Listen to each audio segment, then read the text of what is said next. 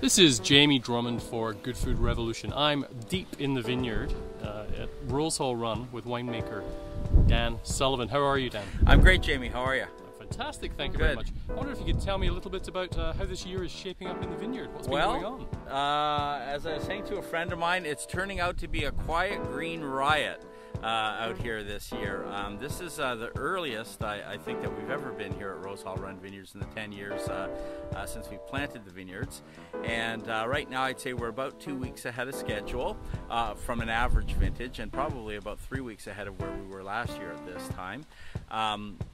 It has presented a couple of challenges this year, nothing that's insurmountable, but because of the vigor of the growth, I guess, this year, it's just been kind of playing catch up all year long. So so I think if you stay on top of your vineyard, you keep it clean, and you just pay attention to details, I think what's going to happen is that this is has the chance to turn out to be a pretty darn good vintage. So, have you had any problems with any particular types of pests or fungi this year? Not especially here. I mean, it's the old story, an ounce of prevention is a pound of cure. So we've just had to be a little bit tighter on our schedule.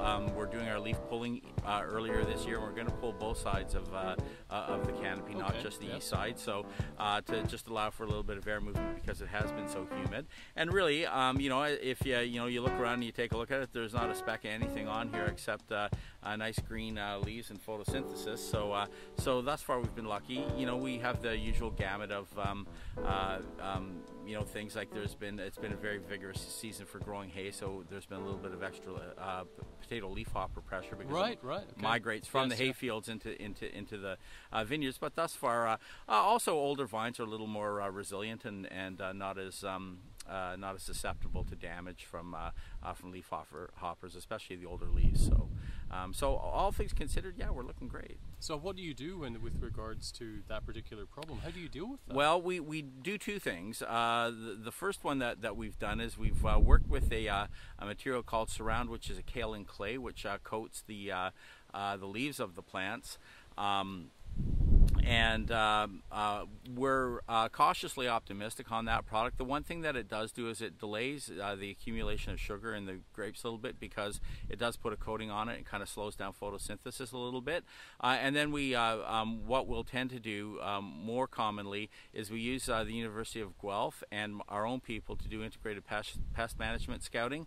And so what we'll do is we'll selectively spray what's called a pyrethroid, basically Raid, once or twice during the season to combat the leaf hoppers at a specific time when they're in the nymph stage, before they can move around and go from leaf to leaf. So it's a very small concession that we make that keeps things kind of sailing around throughout the rest of the year. And if we see that we don't have the pressure, then we don't do it. So it's not just oh, it's Tuesday, it's time to spray. You know, there's a lot of thought, and for me, that's what sustainability is all about. So anyway, now looking around the vineyard, there's a hell of a lot of green here, an awful lot of growth.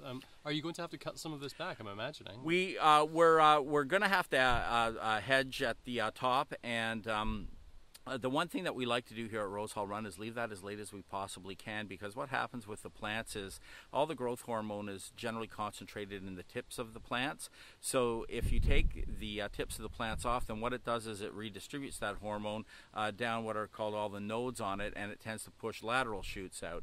And the problem with pushing a lot of lateral shoots out is that those lateral shoots will sometimes set fruit, which are called secondary clusters. And when those secondary clusters start setting, you're going to have to go and take them off, because they're taking energy from ripening the primary fruit that you want to ripen. And the other thing is, if they do happen to color up and you have inexperienced pickers, or more importantly, not in our particular case, but if you have, for example, a machine harvested vineyard, a machine doesn't see fruit, so it's going to pick everything that it comes in contact with.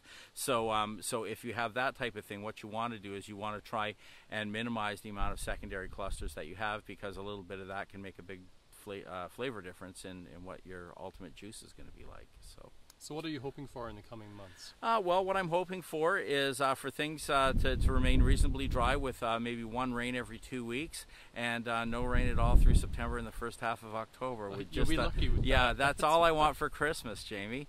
So anyway, that and just for things to keep going the way that they're going in Prince Edward County. You know, we're finding that we're becoming a lot more recognized as a wine region. I think that generally speaking, we've reached kind of a really good critical mass. There's now 30 wineries in the county, and I think that really, we're starting to really show the world the kinds of wines that we're capable of producing. You know, now that our vineyard, for example, is most of it is 9 and 10 years old. The wines are now starting to show. And in fact, this wine that we have right here, our 2009 Chardonnay Musqué, is the first varietal bottling I've done with this grape. And we're standing in our Chardonnay Musqué vineyard right now. This was planted actually in 2002, and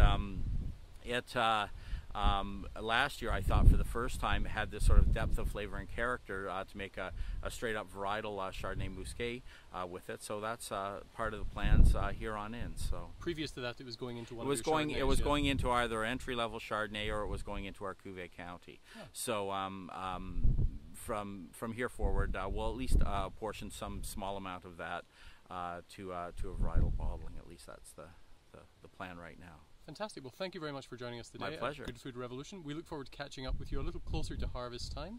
Thank you very much, Dan. Thanks, Jamie. Cheers.